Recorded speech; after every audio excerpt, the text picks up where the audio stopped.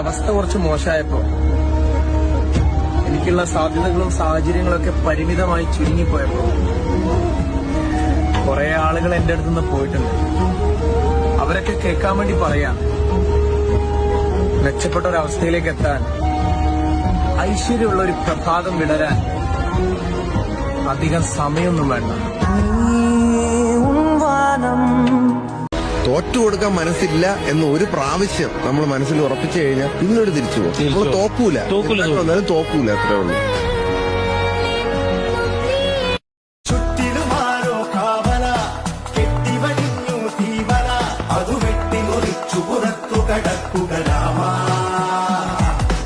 ഇത്തിരി നേരം മാറുക, ഒത്തിരൊഴിച്ചേ കാക്കുക, എതിരാളി നടുങ്ങണ പോലെ കൊതിക്കണ രാമ.